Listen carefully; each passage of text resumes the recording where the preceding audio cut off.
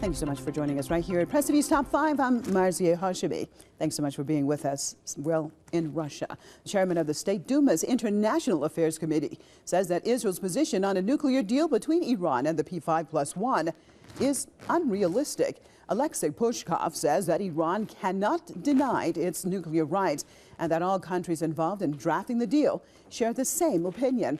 Earlier, Russian President Vladimir Putin hailed the deal between Iran and the permanent members of the UN Security Council plus Germany, which was clinched in Geneva following intensive talks. Now, Putin called the deal a breakthrough on a decade-long nuclear standoff.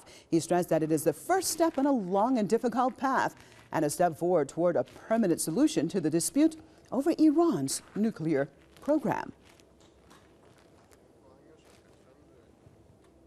A historic mistake. Well, that's what Israeli Prime Minister Benjamin Netanyahu calls the nuclear deal signed by Iran and the permanent members of the UN Security Council, plus Germany.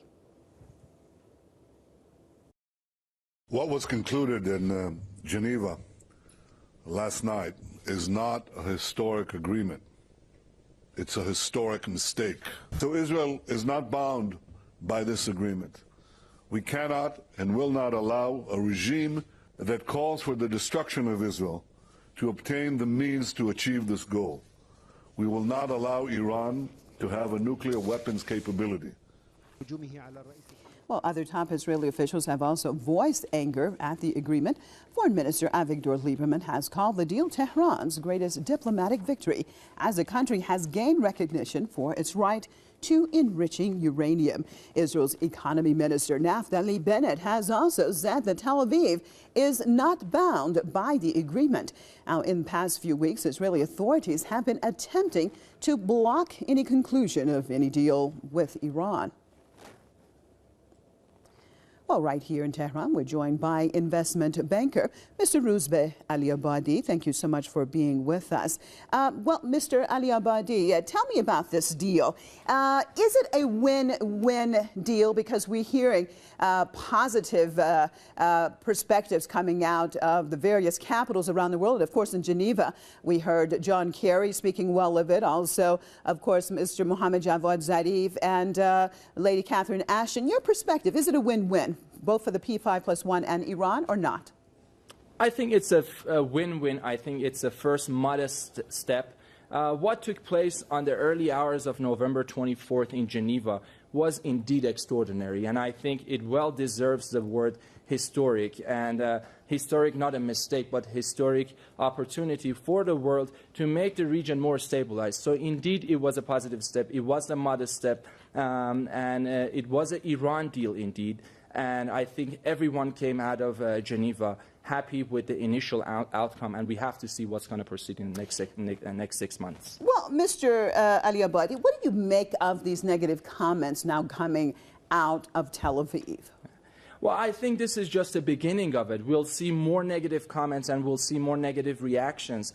And frankly, these are coming from mainly Israel and, I would argue, a neighboring country in the Middle East. And potentially what they're looking at Iran taking away market share down the road. They're looking at Iran reintegrating into the global economy, or potentially reintegrating into the global economy. And what they're also looking at, they're seeing a historic opportunity for Iran to take its right place in the region. And this is indeed becoming a geopolitical earthquake for Israel as well as Middle Eastern neighbors, as well as this is becoming a political and geo-economic earthquake for some of these critics. Well, you are an investment banker. Let's look at the economic consequences from this deal. Impact economically you think that it could have for Iran and others that have been involved in the signing of this deal.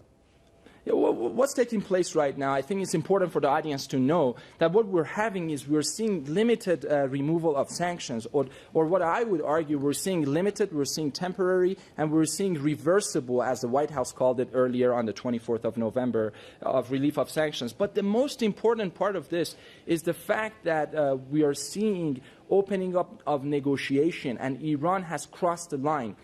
cross that, if you will, the red line to negotiate with the West, to talk to the West, to stabilize the environment. We're seeing about $7 billion of sanction reliefs. And it's important to know that's a very modest amount. What's more important is the prospect and the expectation that has been set in place by the private sector, by the global economy, by the financial markets. If you look at Tehran Stock Exchange today, it had a huge gain. We're looking at about 1.46% rate of return for just one day. If you look at the energy bourse, if you look at future prices in Chicago Commodity Exchange, or we're looking at future prices in the New York financial system, what we are seeing is the rest of the world, the global economy is encouraging, is optimistic, is looking forward to have a right mechanism in place in the next 6 months to be able to have Iran rejoin or join the global economy and financial markets once again. Well, you talked about Iran rejoining, as what you call it, the